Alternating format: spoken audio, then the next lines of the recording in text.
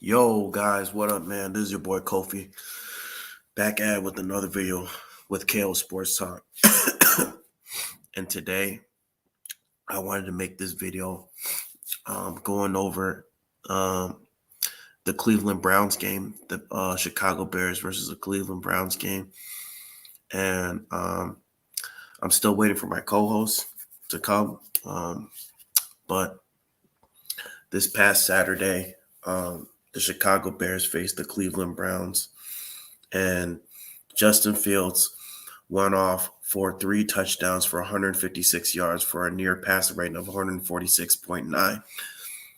And just the way they were running the offense, the way the team was being run, they weren't getting as much penalties outside of that holding call against pretty much Ryan Griffin.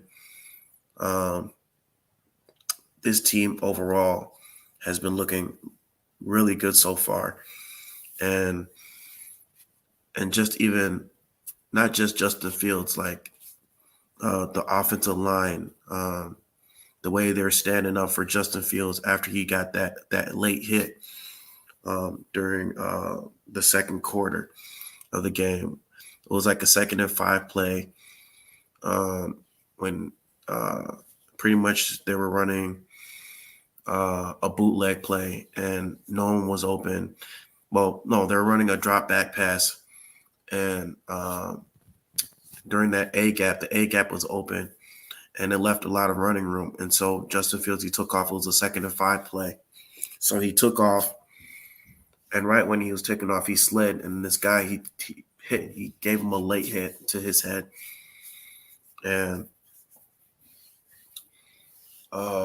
Sam Mustipher, Cody Whitehair, they got in the dude's face. They got in the guy's face, and they're like saying, "You better not hit my quarterback," you know.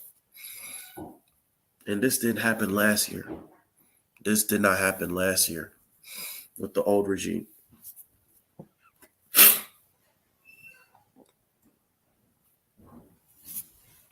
Hold on, guys. Hold on.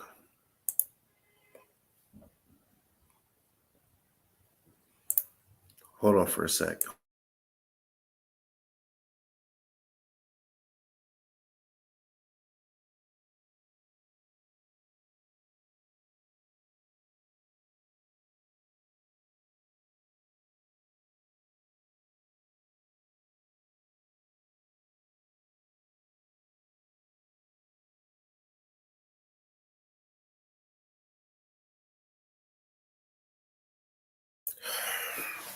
All right.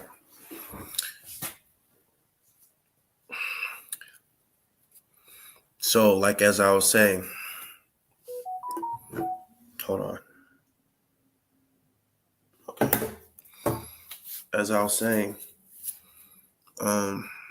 last year with Matt Nagy's regime, I remember last year when we faced the Minnesota Vikings. There was this one play where Justin Fields, he couldn't find an open man. He was running a bootleg play, and he couldn't find an open man, and he ended up getting hit so hard. I think it was against DJ Woonem, forgot his name. Like, he ran out of bounds, and he ended up hitting him. And none of the offensive line took up for him besides Tevin Jenkins. And when Tevin Jenkins took up for him, I believe it was Jermaine Ifedi, he got in his face. Like, he got in Tevin Jenkins' face and told him not to do that, which I thought was wrong. And it just shows you how far this team has come from that Nagy regime, and how Nagy, even with that same Cleveland Browns team, he set him up to fail because he was running the same offense that he usually runs in the Andy Reid system, like a West Coast offense where pretty much the quarterback just drops back to pass maybe 30 or 40 times. And we all know that Justin Fields is just not just a pocket passer. You have to roll him out. You have to roll him out in order to in order for him to play to his strengths. And Matt Nagy never did that. He was playing more to Andy Dalton's strengths. And he wasn't even giving him the same type of reps, starter reps, that Andy Dalton was getting. And so when Andy Dalton got hurt in that Cincinnati Bengals game, I'm sorry, guys, I'm a little sick, but when he got hurt in that Cincinnati Bengals game,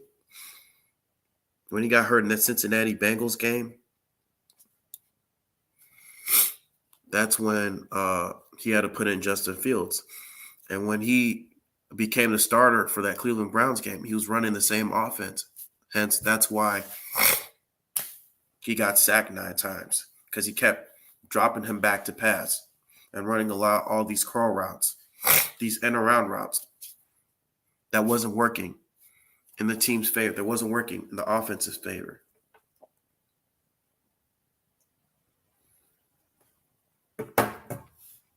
That wasn't working in the offense's favor. But I digress. I just wanted to go over this game because I thought that the way Luke Getsy was running this offense, and I guess for the first 2 preseason games, Luke Getsy, he didn't want to show too much of the offense. He was just playing more of a vanilla offense. The first 2 preseason games, Justin Fields really didn't do too much because the offense was just trying to, starting to gel with each other.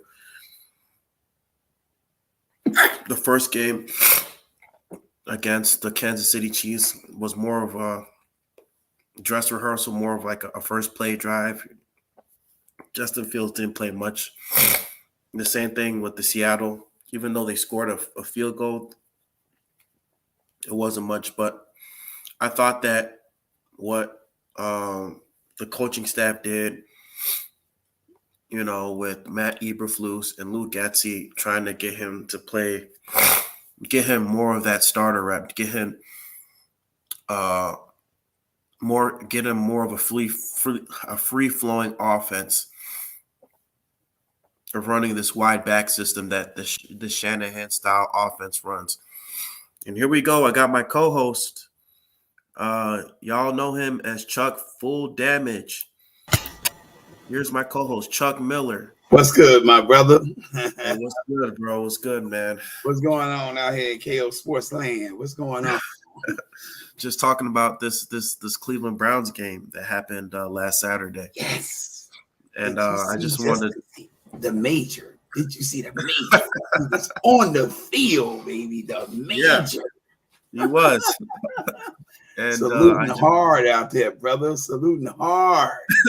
I just wanted to go over this game because, I know the first 2 preseason games, he didn't really play that much, but I'm glad that this coaching staff, they gave him at least the first half to play because, we had to, show a little bit of the offense. We didn't want to show too much, but, we had to show them what we're capable of and what when you have an elite skill set of a quarterback and, his legs, you have to show a little bit of what we're made of. So, man.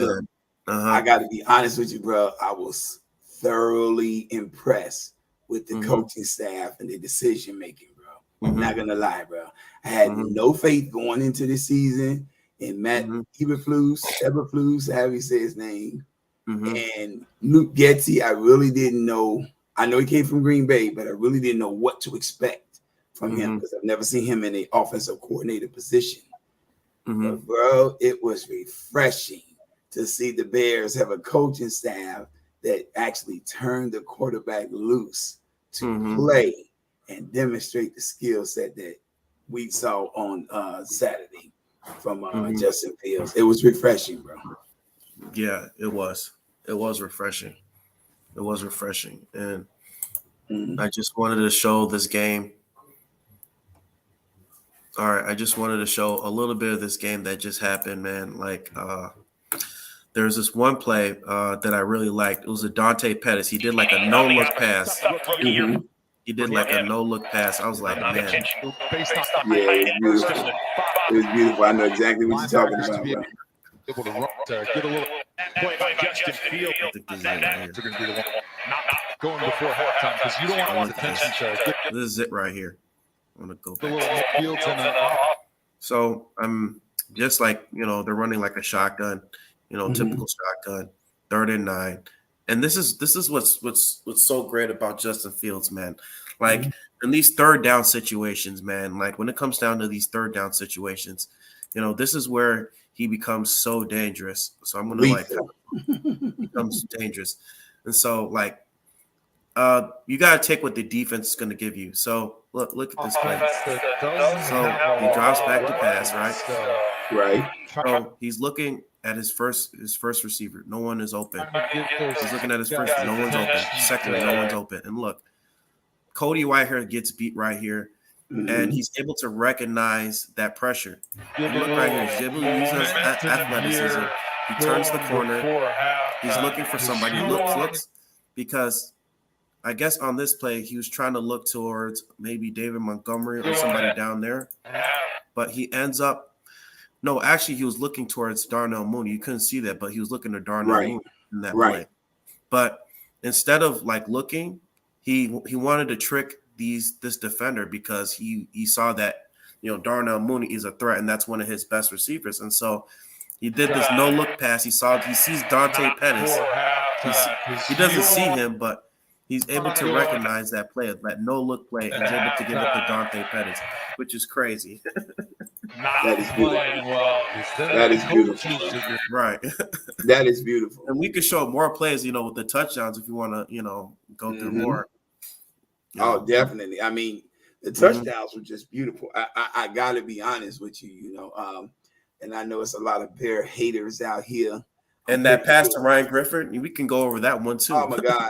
I love the usage of the tight ends on all 3 touchdowns. They were tight end passes to the tight ends. Finding the wide open man, and it was the confidence in which he threw those balls with, the swagger in which he released. Dare I say it, Justin Fields almost has an arrogance to his game, a Kobe Bryant type arrogance, where he just you sense it in this guy. He just feels like he just believes that regardless of what the Bears put on the field with him, he's going to get it done. He's going to get the job done. Right. Yes. And I've been saying that guys like this just don't grow on trees. Like they're born with it. Like he's a natural born leader. He's a natural born leader. That's what I love about Justin Fields. That confidence is something we haven't seen in years in a Bears quarterback, bro. That confidence is unbelievable. I love it. I love it, bro. I'm not going to tell you no lie. I love it. Right. And so we just look at this play right here, running a T formation. Look, he's just taking what the defense gives him, These simple plays. Take what the defense gives you. This nice pass to Cole Kmet. The way that Luke Getsy is utilizing his tight ends. Let's go to that touchdown. Fields looking for the first. It's a beautiful read in a double coverage, underneath, over the top type of situation. Perfect pass, bro. He throws a perfect pass. Look at this. Look, everybody's doing their job. I was about to say, let's give a little credit to the offensive line there too. They held up well. Right. Look at that. Look at that pass between 2 defenders. Laser. In my was it Austin Powers voice? Laser. Dr. Evil. Right. The way he's able to utilize these tight ends, just like what you're saying, with Luke Getsy, the way he's able to utilize them, get him through these open spaces, design up these plays. I mean, it's a thing of beauty, bro. It's a thing of beauty. It really is. I love it, bro. I love it. I just wanted to go and make this one more play before this pass, that touchdown pass to he made to Cole Kmet. Right. It was like this in around play. Look how he runs this play. So I guess what's his name? He runs a motion. You see him running a motion. Cole Kmet. And look right here. He's gonna scheme it up to get Cole Kmet open. Look at this. No one is open right there. Like he's thinking about giving it to Blasingame. He's not open. And then he makes this nice pass, beautiful pass, to get Cole Kmet open. It was like an end around route that was able to get like 3 receivers. What I love most is the dual threat ability of Justin Fields, because he's a potentially dangerous runner. When he comes close to the line of scrimmage, he freezes the defense. You see the coverage never. There was a corner, I believe it was a nickel, going with Cole Kmet when he came off the line running that wheel route. Yeah, he's running the wheel route, yeah. But when Justin started rolling toward the line of scrimmage, all of a sudden you see everybody freeze in their tracks because they're afraid of this guy running. They seen what his running ability looks like, so we got to stay close now. That frees up your tight end going deep down the field. That frees him up, and that's just a beautiful play. That's beautiful. That is beautiful. Dare I say it? I think the Bears are gonna be more competitive than what we initially thought they were gonna be this year. This is gonna be good to see, bro. This is gonna be good. Yeah, I mean, I won't be surprised if they win 10 games, 10 or 11. You know, I wouldn't be surprised because based on this coaching staff and the offense that they're running, the hits philosophy, how they're just getting to the ball. I mean, I wouldn't be surprised if they win maybe 9 to 11 games. To be honest, it's beautiful, bro. I love it. Right. Yes, hey, sir. What up, Jonah Pitney? How you doing? What up, Joe? How you feel, bro? I can't wait until the real season starts after the first game. I want to hear the bad from you guys. Wow, what's that? That's my guy. That's my guy, Ray Pitts, a.k.a. Slim, man. He a Detroit fan. He been buried in misery forever and a day, man. So, I told him, he have all these little snack comments to give me after the game. I told him, you can drop comments in the, after the cast on the phone. I told you can drop comments on the cast, brother. We'll hear you. He not talking about nothing, but we'll hear him. Right. What's good, Slim? Yeah, so pretty much that first half, like Justin Fields was damn near perfect. Like he was threw for 3 touchdowns, 156 yards, and he had a passer rating of 146.9. Yes, that whole first half, man. And this is against the vaunted Cleveland Browns defense. Now, granted, seven of their 11 defenders or their defensive players were starters. Okay, now granted, there was no Myles Garrett on the field. We saw what they were capable of last year, how dominant they can be when that guy is out there. We saw what they did to Justin Fields. But I also love the fact that I really felt like this was a statement game against Cleveland for Justin Fields. I felt like he was going to show everybody that what they saw last year was an aberration. That was an anomaly. That's not what you could expect from him going against the opposition moving forward. I think Justin Fields is going to be the breakout player of the year. Could probably get the most improved player of the year tag or something, but this guy is going to shine. And what I love the most is Luke Getsy and Matt Eberflus is just allowing his natural abilities to take over. Bro. They let this man play. In the first preseason game against San Francisco 49ers, or was it the 49ers that we played? No, it was Kansas City Chiefs. Kansas City Chiefs, yeah, there you go. Against the Kansas City Chiefs, I felt like, initially in the first 2 opening series, they tried to rein him in, and had him with the dink and dunk stuff. And I'm like, oh my God, we're not going back to this again. Looks like Nagy. Right. But it's something clicked with Luke Getsy halfway through the second series where he realized, you know what, I better just let this kid play, man. Let me just see what he can do. And he opened up. Next thing we know, we got a 26-yard bomb down the field, or pass, I should say, down the field to Darnell Mooney. Then we got another 22-yard pass. I forget who Isaiah Coulter. Yep. Right, to Coulter. So starts opening up, and now you see him moving around, and he's more fluid, and now he's running the ball out of the pocket 10, 12, 15 yards up the field. This is what you want to see from your leader. You want to see this from your dynamic quarterback. You want to see this from the major. Lead the charge. Lead the charge. Win, lose, or draw, I can live with the Bears playing this style of football. If they're going to let that man play and they're going to let him lead the charge. I think it's going to be a beautiful thing, bro. I think even with this season, is win, lose, or draw, it's all about Justin Fields' development.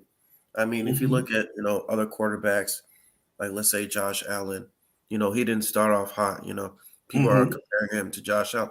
Josh Allen, I mean, his second year, wasn't all flashy, but you see the progress that he made, Absolutely. With Brian Daboll and with the coaching staff, Sean McDermott. Sean McDermott being he's more of a defensive-minded head coach, and you have Brian Daboll, who's their offensive coach. He's more of an offensive-minded head coach. You saw that they were able to utilize his talents and play to his talents, and you saw the progress. Even though their record, I think that year they went 10-6 or whatever, this second year. But you saw the progress, from him, the progress that he was making. And when he got into his third year, he just freaking exploded. Exactly. And so this is the type of coaching staff that Justin Fields needs. People say, "Oh, coaching really doesn't matter." It doesn't matter. Yeah, it does. Coaching definitely That's matters. a joke. Of course it matters. Yeah, of course it matters, man, because if you have the right coaching staff, if you have the right type of people to surround Justin Fields, that's going to help him in his development. That's going to help him take the next step to becoming a superstar, to becoming the next, great NFL quarterback. These are the building blocks to helping Justin Fields becoming the quarterback that we all wanted. Every Bears fan wanted to dream of, to become a franchise quarterback. And the way that Eberflus, with his philosophy, the hustling, the intensity, the takeovers, making sure that the defense gets the takeovers and the offense keeps the ball, from being taken away. You can see it in the game. You can see them not making all these penalties. They're being more disciplined. They're helping Justin Fields when he's getting hit. Last year, you didn't see that happen against that Minnesota game, like I was talking about earlier on. None of those players came to help Justin Fields after he got that late hit against that one defender. Jermaine Ifedi pretty much, got in Tevin Jenkins' face, because Tevin Jenkins was the only one to help Justin Fields. But when that guy gave that late hit to Justin Fields on that 2nd and 5 play, when he slid down, everybody was coming. Like it wasn't just one player, everybody. And you can see it. You can see it. You can see the culture change. Well, if I'm totally honest with you, bro, I was telling my guy Slim, aka Reed Pitts, brother, who just made the comment here. I was telling him that, I keep waiting defensively. I keep waiting for the other shoe to drop on the Bears defense, because we are such a plug and play defense. It doesn't seem to matter who we got as the coach or the coaches on the coaching staff.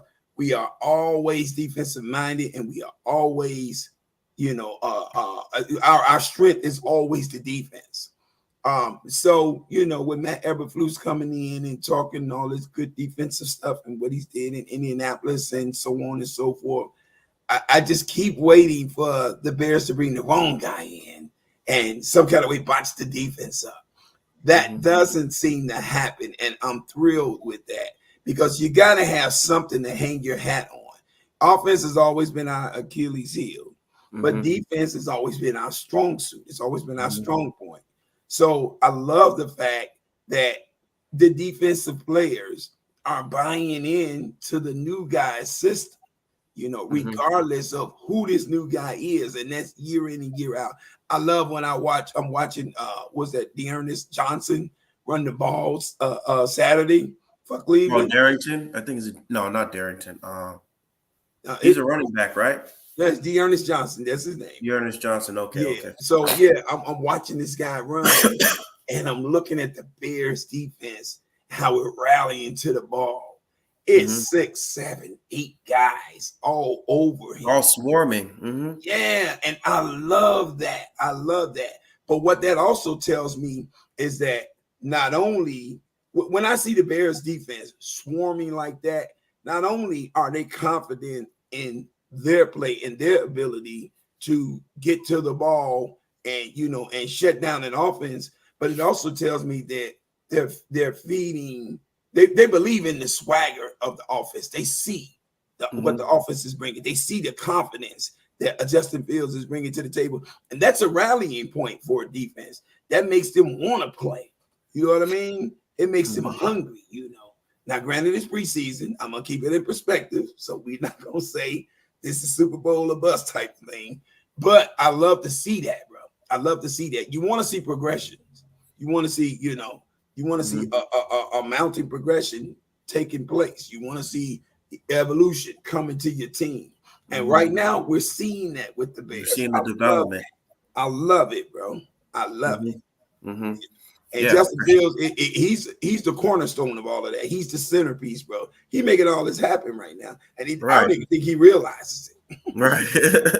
And these are like with second or third stringers, man. Like he's not even mainly doing it with the first string. Can you imagine what he's gonna do come week one? And speaking of week one, do you think, based on this Cleveland game, do you think this is just a turning point in the Bears offense, or do you think that, is it all just a facade? Or definitely not a facade. Turning point, I wouldn't use the phrase turning point. I think it's how can I put this? I think it's the best kept secret in the NFL. That's what I think. Don't tell anybody. Exactly. I think Luke Getsy and this offense, these offensive coaches, offensive coordinators, quarterback coaches, and what have you, I think they've been seeing this in Justin Fields. They just are now unleashing. They're going to start unleashing the beast now. So turning point, you could say that. I don't necessarily call it a turning point because I don't really have much to compare to what Justin Fields was doing before as opposed to what he's going to do now. Last year was a fluke to me. He didn't get the full reign as a starting quarterback. He didn't have a comparable coaching staff that knew how to prepare him properly for the season, and it didn't even have a head coach who was properly reading defensive schemes and protected this man properly. So it's a fluke, bro. I don't really count what I saw last year as indicative of anything that Justin Fields is, has a strength or weakness in. I think we're going to see the real Justin Fields this year, bro. Like what we've all seen when he was playing in his Ohio State Buckeyes days, man.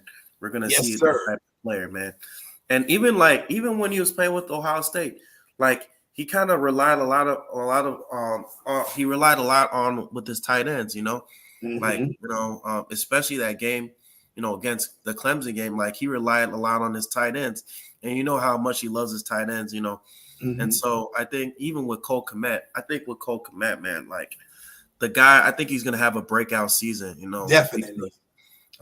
Him got to be the number 2 receiver on this offense, right? Him and Darnell Mooney, like they've been like the 2 strongest connections of Justin Fields, passing, and so I think it's really going to be a big year for Cole Kmet, just because the way he's been playing, like the way he's been outrunning even like some of these DBs, or the way Luke Getsy is able to scheme all these plays for him to get open. I think he's really going to have a really big year. And also Darnell Mooney, like those guys are really going to really respect and see the type of players that they are, because they're like, people were saying, oh, the Chicago Bears, they don't have no weapons, they're not going to help Justin Fields or whatever. But I think people are really going to change their minds. They're going to have a different perspective during the NFL season, this upcoming NFL season. Yeah, I think Cole Kmet is definitely poised for a breakout season. He could be in the running for comeback player of the year. Because I really believe that Matt Nagy and his coaching style, I don't want to put it on his entire coaching staff. I don't think all of his coaching staff was bad, but his coaching style really didn't lend itself to bruh the confidence of a young tight end. I was looking at the numbers, and to be honest with you, I was looking at the numbers on Cole Kmet last year. And to be honest with you, I was surprised at how many targets he actually ended up with, at the end of the season. Because in the flow of the games, when you're watching with your eye test and you're seeing with your good eye, it doesn't look like he's involved. It doesn't look like they're using him. But Cole Kmet, he actually, and I attribute this more to Justin Fields' ability to read what's there than I do with Matt Nagy's scheme and his offensive attack. But I believe that, Justin Fields being out there last year is what amped up his targets. It got his numbers up. Because before the end, there was, you were hardly ever hearing Cole Kmet's name out there, bro. You were hardly ever hearing him. And I think, one thing was lost on Matt Nagy and his staff is the importance of how can I say, building the confidence in your rookies. I don't think they ever did that with Cole Kmet. Because when I saw this guy at Notre Dame, he was stellar, bro. This guy was outstanding. He was a poor man's Rob Gronkowski. This was Big Gronk 2.0. Right, exactly. Then all of a sudden he comes to the Bears and we don't hear anything about this guy. What's going on? Because he was the best tight end coming from Notre Dame. Absolutely, he was the best tight end coming from Notre Dame, and he was a two-sport athlete. He played baseball and then he played football. Yeah. So I know the ability that this guy has. I've seen him, in his college days doing his thing, bro. But I really didn't feel like the Bears offense, lended itself last year to, the last couple of years to building this guy's confidence. They didn't really feature him. It was not a lot of targeting share for him until I believe Justin Fields started getting more starting reps, more reps on the field with this guy. And as you saw in that Cleveland game, bro, Justin Fields is all about using his tight ends. That was a thing of beauty, man. 3 touchdowns to 3 tight ends. We haven't even got Darnell Mooney involved in the scoring yet, bro. But I love it. The Bears are going to be a 4-weapon offense, pretty much. You're going to have Justin Fields, Darnell Mooney, Cole Kmet, David Montgomery, and our X factor, and even Khalil Herbert too, man. Khalil Herbert, that's gonna be the X factor right there, bro. He can make or break how many games we win or lose, depending on what he does. And that guy is excellent. I love his skill set, bro. I love his skill set. All right, the Bears are looking up, bro. We're looking up. We're looking up. Hey, let's go. Speaking of looking up, Keyshawn Johnson, he was talking about earlier today or yesterday. He was comparing Justin Fields to Patrick Mahomes, man. What do you have to say about that? You hear that, Slim? You hear that? To Patrick Mahomes. I just want you to know that, bro. We want me to play Johnson said it. We didn't. That's Keyshawn. You want me to play the video? Go ahead, bro. All right. Hold on. You care to comment on that outrageous statement by Keyshawn Johnson? Right, outrageous when you start comparing Patrick Mahomes and Justin Fields, who's yet to take his team to the playoffs, win a division, anything. I know it's outrageous. And the first thing people say is, I'm stupid, I don't know anything, I don't know what I'm looking at. But look at this throw right here. Is that not Patrick Mahomes? See, I'm looking to the right, bam, to the left. That's Patrick Mahomes. You might think it was Mahomes if he had a different jersey on. You might think so. And a lot of that has to do with baseball.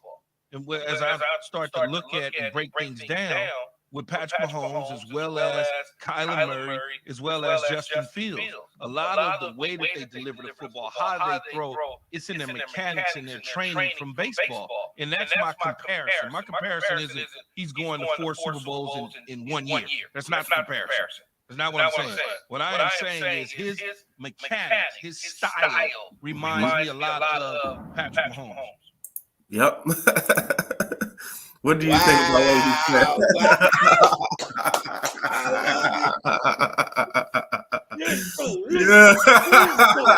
Yep. You guys heard it. That's what Keyshawn Johnson said. His play. So I know I got a lot of Bear detractors that's watching. I'm really curious to hear what everybody's got to say about Keyshawn's words. You know, he's played this game. He's won a Super Bowl. He knows a thing or two about the game of football. He's talking about the mechanics, the way he throws the ball. That. Yeah. And I think that I think, you know, even though it's a small sample size right now for Justin Fields, I think that's a comparable comparison because he's got that kind of skill set. The tools are there. And as you can see, the intelligence in the game is also there too. His IQ on how to read the defense, where his advantages are, those are there. He can break this thing down, bro. He can break it. He can break a defense down, bro, and pretty much leave them stalemated to where they're not gonna know what to do after a while. They'll be like, Coach, what do we do with this? If you blitz him, he's too fast. He can scramble about that pocket. His reads are coming a lot quicker. And when he makes throws, he's making impeccable throws. He's hitting them on the numbers. He's making throws like Aaron Rodgers. He's running like Lamar Jackson. He's throwing bootlegs. I mean, like he's the total package. I love the comparison that Keyshawn made there with Patrick Mahomes. I mean, if you put the film side by side and you take the jerseys off, who are we looking at? We don't know who's Patrick. We don't know who's Justin. Well, of course, he don't got the accolades. Like Patrick Mahomes is definitely a proven commodity. We all know that. I mean, 50 touchdowns. I mean, MVP, that's Super Bowl MVP. Second year. It's just my man's second. This is just his second year, man. I mean, you know, like we get it. You know, we got the right guy. We got the right guy. We do. Finally, at quarterback, we got the right guy. Yeah. And speaking of the right guy, I mean, what do you think about the San Francisco 49ers bringing back Jimmy Garoppolo? Brilliant. That's brilliant to work that out and keep him in the fold. Personally, I get their desire to move forward with the talent of Trey Lance. He is more physically gifted than Justin Fields. Than Jimmy Garoppolo. But Jimmy's a winner, bro. All this guy does is win. And you don't want to lose the veteran savvy of a guy who's got that ability to get your team. This dude took this team to the Super Bowl, and he's taking them to the NFC Championship game twice. You just don't. That doesn't grow on trees, bro. Not everybody is going to be Patrick Mahomes' talent. Not everybody's going to be Aaron Rodgers. Not everybody's going to be, he beat Aaron Rodgers. Right. Not everybody's going to be a Lamar Jackson talent-wise. But there's some cats that all they know how to do is win, bro. And Jimmy Garoppolo is one of Alex those Smiths of the world, the Jimmy Garoppolos, the Trent Dilfers, the Tom Brady's. Tom Brady is earlier in his career. Yeah, Tom Brady when he was a game manager. He's never been fleet of foot. He's a terrible runner. You don't want that dude running the ball ever. He doesn't have the strongest arm in the world, but his football IQ is off the charts. And just what you need. You need a smart guy who knows how to get it done. Because you can have all the talent in the world and still not get anything accomplished. I think Geno Smith is a very talented guy, but he can't hold a starting job down because his IQ is very low on the field. There are a lot of guys you can look to who has way more comparable talent than Jimmy Garoppolo, but they can't get done what he's gotten done. They don't got the IQ. Right. Jameis Winston, Marcus Mariota. You can go down the list. This list gets long, bro. It gets long. So you got a Jimmy Garoppolo on your team, veteran leadership, who knows how to get it done just in case a Trey Lance freezes up in the moment. You're good, bro. That's beautiful. That's beautiful for the 49ers. Because it's very possible Trey Lance is in a similar situation to Justin Fields. For me, them bringing him back, it almost seems as if like they don't fully trust Trey Lance to be the starter. I don't think that's what it is, bro. I don't think that's what it is. I think the 49ers and Jimmy Garoppolo both agreed that if they found a comparable suitor to make the trade with, that they were going to make the trade. Nobody's come forth definitively yet and said, we want Jimmy Garoppolo and we want him to be our quarterback or what have you, our starting quarterback. So since that's the case, Jimmy doesn't want to go somewhere and just sit on somebody's bench. Okay. And the 49ers don't just want to give him away. They know what he brings to the table. They don't want to give him away for nothing. So they were waiting to see if a comparable suitor came where both of them would be pleased. That didn't happen. We're not going to keep him hanging in the winds. Let's re-sign him. Keep him right here. And I think he loves being in San Francisco too, if I'm totally honest with you, bro. I don't think he really wants to go, But he's a grown man. He understands this is a business, and it's not lost on him. It's not lost on him, who the 49ers are and what they're trying to accomplish, Jimmy's the ultimate team guy. He's the ultimate team player. He's definitely the ultimate team player. And bro, I'm not gonna lie to you. I would love to have him here in Chicago as a backup. Oh man, all right, over Trevor Sermon. Oh yeah, heck yeah. But I got to be honest with you, Trevor Sermon has been playing well, bro. When he gets on the he's field, decent. Yeah, he's been playing really good. Yeah, is he playing better than Justin? Not in my estimation. I know there's some detractors out there who seem to think so. But when you spent more time on the field than Justin, the numbers are going to be better than Justin. Right. And if you spend more time with this offense, like he definitely knows this offense. So of course, I mean, he's going to look good. Right. Absolutely. And I think this is going to be like an audition of sorts for Trevor Sermon to show the rest of the league that he really can play, because I don't think we saw the consistency out of Trevor Sermon that everyone was looking for when he was in Denver. The skill set is there. You can see he's got some talent there. He got some skill set, and he's a pretty smart guy. But for whatever reason, it didn't work out for him in Denver. For whatever reason, it didn't work out for him in Denver. So so this is actually an audition platform, I believe, for him for next year. Yeah. What's his name? He's from Chicago, I think. Trevor Sermon. He went to Northwestern. Did he go to Northwestern? I think he did. Yeah, he did. Yeah, but he's showing some skills too. Yeah, I mean, if I'm totally honest, bro, I feel like a player of Justin Fields' caliber heightens everybody else's talent level. It makes everybody have to step their game up, so to speak. Step their game up, right? It's like I was watching the tennis match last night. Serena Williams, kind of like with Tom Brady, what he did with the Buccaneers when he came to the team. Just his presence elevated everybody's game. Like, man, when you know there is a talent in front of you that's playing at a high level, and you got to follow that, you want to at least try to match. It's a trickle down effect, right. So it makes everybody around that person play better. And this is what they've been saying. Shaq was saying for years about the difference between Kobe and Mike. He said Kobe is probably better than Mike in his estimation, but he doesn't make his teammates better. And that was the difference there. That's the only thing that, Shaq would point to that was a downfall in Kobe's game. But the point is, I'm not trying to get off on basketball. The point is that a Justin Fields type of player makes everybody else look around and say, you know what? I can do better than this. And that I believe that's a trickle down that's happening with Trevor Sermon right now. He's playing. I've never seen Trevor Sermon play, at this high level before. Right. To be honest with you, even when he was playing with the New Orleans Saints. I mean, even though he was very serviceable, when what's his name went down, Jameis Winston. Right. I don't think he was playing at the same level as he's doing right now. Exactly. That's all I'm saying, bro. That's all I'm saying, But I love my Bears. I see where we're going, bro. It's looking good. Now I'm even can't wait till week one. What Ryan Poles does next year in the draft. I'm even more intrigued now, bro. I'm still waiting for week one,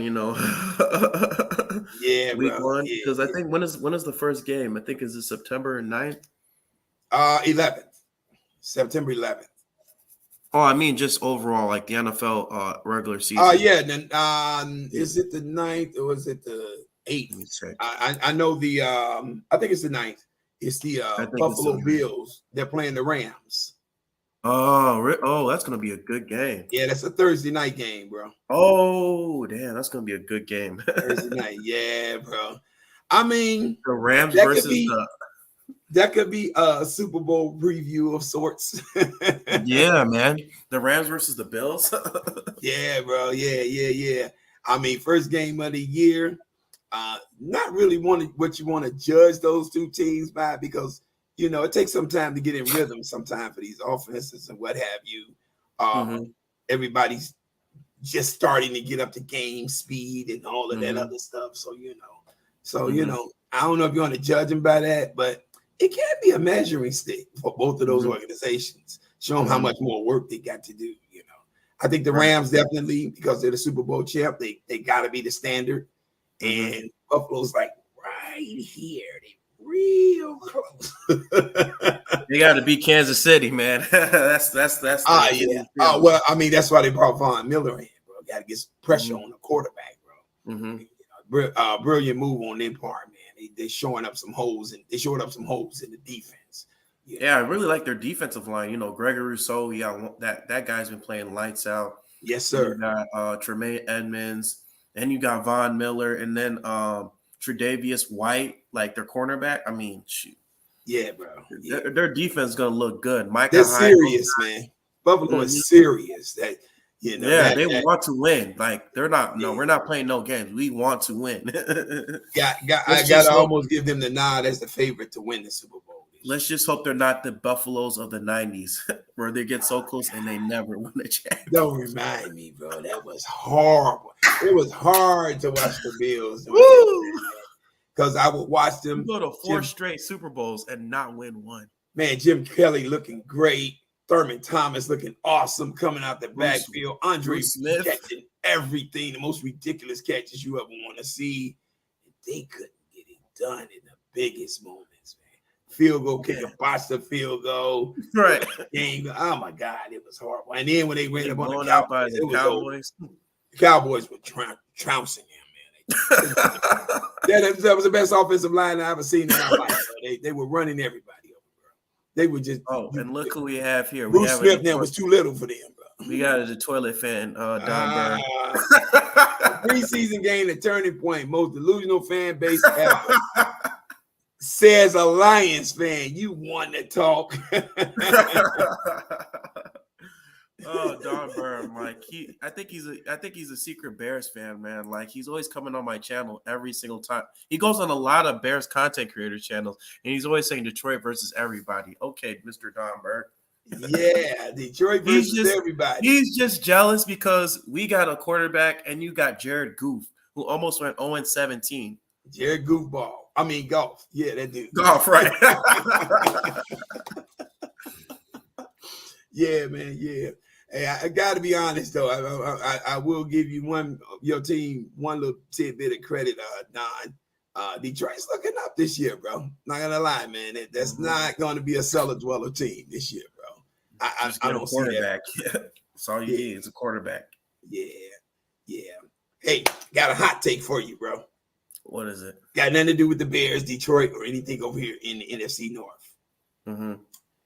I got the New England Patriots winning no more than 6 to 7 games this year. Oh, you think so? I think so, bro. I wonder why. Why do you think that? Been watching the path that this team has been taking, mostly on offense. And I know it's preseason, Don, before you throw that out there, brother. But been watching the path that this team has been taking on offense, and it's been a constant struggle. I don't think Mac Jones is the answer, and I think Bill Belichick now knows that. If anybody's going to try to make a play for Jimmy Garoppolo, I believe it's going to be Belichick in the long run, bro. Because Mac Jones is just not getting it done. I think they're going to struggle too much on offense. The defense isn't looking as strong as it has in years past. I think they're going to struggle. I believe they're going to struggle. It's going to be somebody said mac and cheese Jones. There you go. There you go, bro. What's his name? He shouldn't have. I mean, shoot, Belichick. I mean, he shouldn't have gotten rid of Jimmy, but Jimmy said he wanted to. Wasn't Belichick's call, bro? It wasn't Belichick's call. That was Tom Brady and Robert Kraft's scheme to get Jimmy Garoppolo out of there. Jimmy Garoppolo was Bill Belichick's guy. He drafted that guy to take over the reins for when Tom Brady retired down. Right, but Tom Brady wasn't ready to step down, and so he went over Belichick's head and went to Robert Kraft, the owner, and basically told Robert Kraft, get this guy out of here. I'm not ready to quit. You know, and Robert Kraft, because it's Tom Brady, Tom terrific.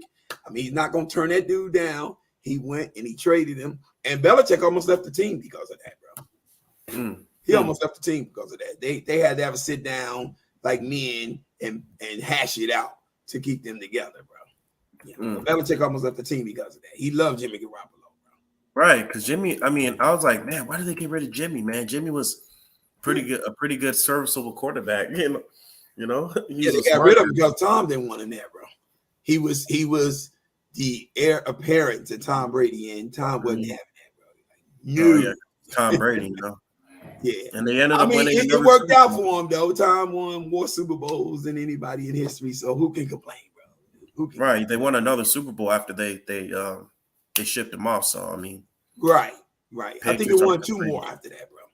I think so. They beat Atlanta and they beat the Rams. Yeah. Jared Goff on the team. Somebody says, I wonder why Washington don't make a move for Jimmy G. They don't go to the salary. That's an interesting point. Well, you know, Washington's already committed to Carson Wentz, and Washington, they're not the best at how can I put this? They're not the greatest at reading talent. Washington is really not that well at reading talent.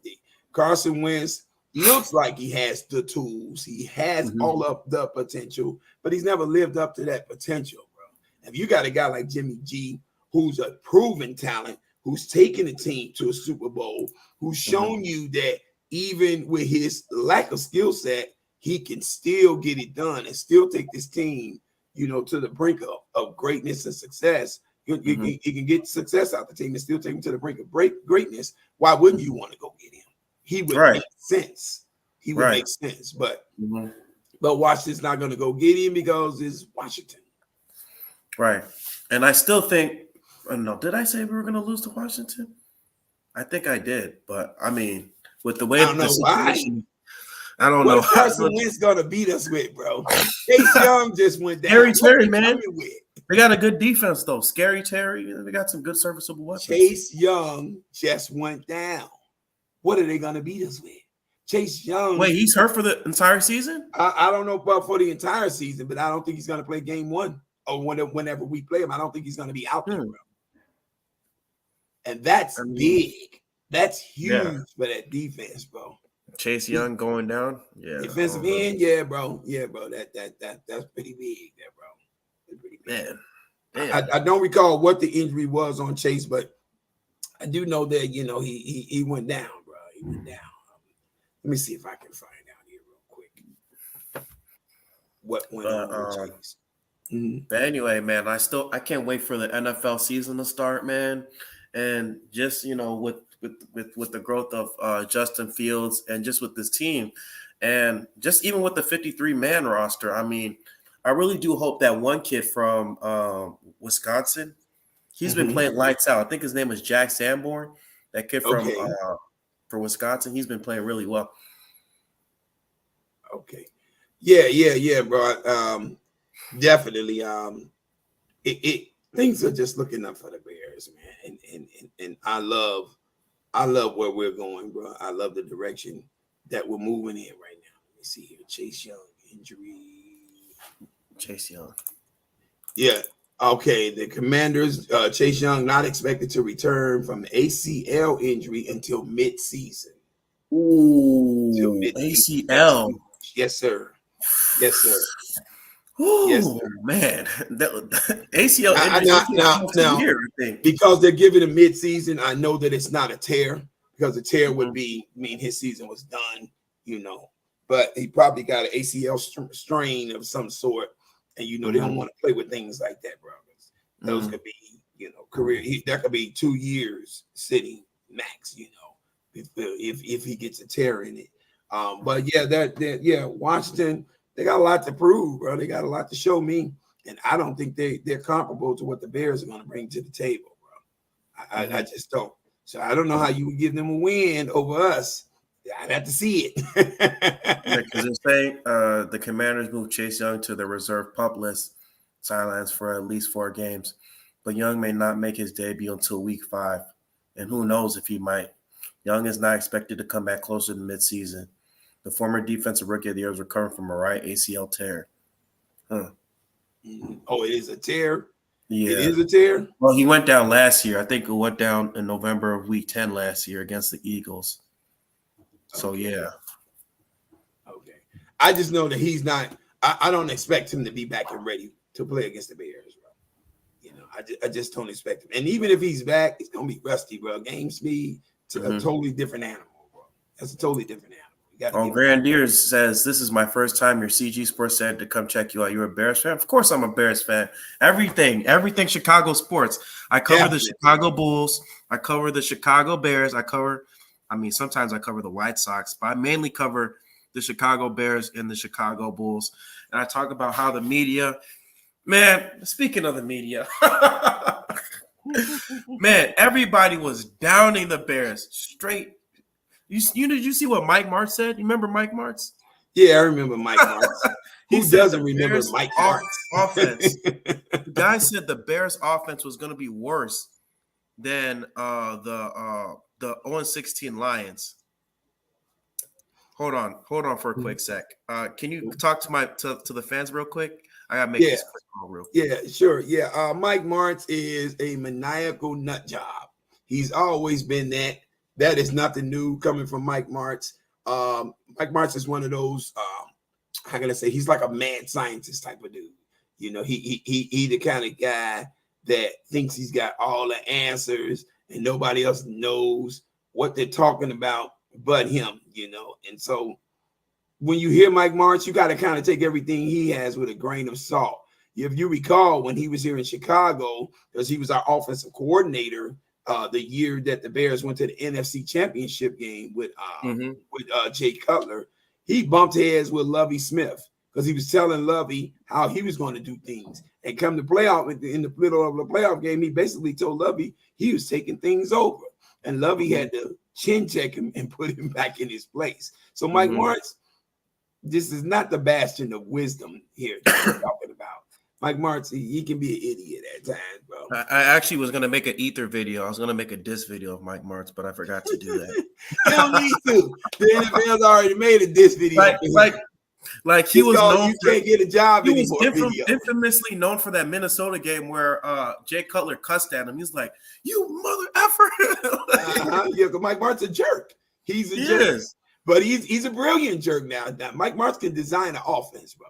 He designed the greatest show on turf over there. Him and Dick Vermeil, they got that. Right, he was a part of that turf, the greatest show on turf, right? During with the St. Louis Cardinals, not St. Louis Cardinals, St. Louis Rams. Said like again. What was your question? Wasn't he the offensive coordinator or with the greatest show on turf? Yes, he was. He was the offensive coordinator. He helped design those plays. He and Dick Vermeil, they pounded that out together. You know, but that was comparable for that team. You have to have the weapons to run that kind of offense, bro. You got to have an Isaac Bruce on one side and a Torrey Holt on the other side, and a Marshall Faulk coming out the backfield with a Kurt Warner throwing the ball. You got to have those pieces, bro. That was designed strictly for them, bro. Exactly. We didn't have that. Who does have that? I mean, closest thing I've seen to that sense is what they were doing over there. Andy Reid was doing over there in Kansas City, bro. That's the closest thing I've seen to it. Yeah. But you had to have phenomenal speed at every position, comparable talent with fantastic hands to make that offense work, bro. You know, and Mike Martz thought that, you know, that put him on the next level of things, and he was smarter than everybody else. And now he's out of a job. You're an analyst. Take your ass back to the XFL. There you go. If they'll have you. If they'll have you. Mike Martz, shut your dumb ass up, right? Mike Martz is a jerk, bro. He ain't talking about it. Anyway, I think your nephew's right here. Tio, the guy, he says, fellas, you guys think your offense will be better than the Lions? No biasness. Go by position. My answer to that is, if we go position by position, no, I think that the Lions, they really added a lot of pieces talent-wise. No, I don't think we're going to match the Lions. The Lions are, how do I put it? they shored up a lot of weaknesses that they had on offense. You know, the last couple of years. The only downside I see to the Lions right now is Jared Goff. You know, he's the only downside I see to there. I don't know that he's the quarterback to lead that charge over there. But if we to the question, talent wise, no, I think they're more comparable than the Bears.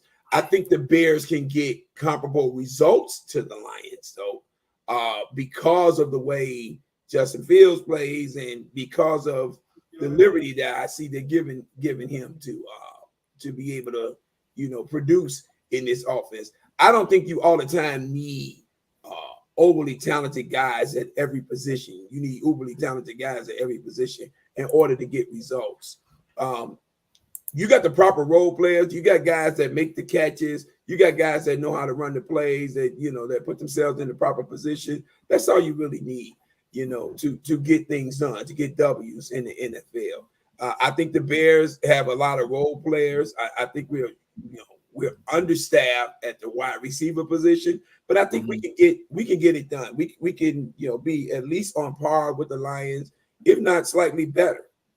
Because I think defensively, the Lions are still suspect. The Lions still, you know, even though I feel like they, you know, with the Hutchinson dude that they added in the draft and these other pieces that they're adding, I think they're shoring up a lot of the holes that they got. But I still think they're the Lions, and they still got to figure out how to win with all of that stuff, you know. But the pieces I got one more position. No, I don't think we're better than the Lions. I got one more comment before we go. This guy says, you guys follow APW Sports. He does a good job covering the Bears. Well, I've watched a little bit of his content. APW, he's a pretty good guy. Yeah, he's a Bears fan. He's an Ohio State fan. I watched some of his content, but I haven't watched it recently. But another guy who's good is you should also watch Grand Desir is Dr. Phil. The Tape Never Lies. He really does a good job breaking down Bears tape. Like, he really does get into the nitty gritty, and like he knows like a lot of the Bears insiders, like Adam Rank, David Kaplan, like all those guys, those Bears insiders. He's good. And another one is Swifty, Swiss Sports Network. He also does a good job. But yeah, those are some of them. I watch a couple of them, but yeah. But anyway, guys, that's it for my KO Sports Hangout, man. Thank you, Chuck, for coming, man. I really appreciate it, bro. Sports. Boom, boom. Right. 1, 2, knockout. Yes, sir. Yes, sir. Yeah, I appreciate you having me, brother. I appreciate you having me. No, yeah, definitely, man. But I think maybe next week we're probably going to be going over the 49ers and talking about their position by position. Because I think it's 2 weeks, less than 2 weeks, football season. So yeah, we're going to be talking about, we're going to be covering it and seeing what the Bears have to do to beat this team, man. But anyways, guys, I'd like to thank y'all for joining the KO Sports Hangout. I'd like to thank Teal the God, Grand Desir, CG, Phillip, all you guys for supporting, even Don Burr, even though you're a Detroit Lions fan. Thanks for coming and supporting my channel. And also, man, subscribe, like, comment, and share. And also, stay tuned for the Main Event podcast with my boy, Jonah Pitney, man. We're also going to be breaking down that 49ers game. But stay tuned for the Main Event podcast coming to you very soon. But anyways, guys, man, this is your boy Kofi with KO Sports Talk, and I'm with my host, Chuck Full Damage Miller. And yeah, guys, I'll see you soon. I'm out. Peace.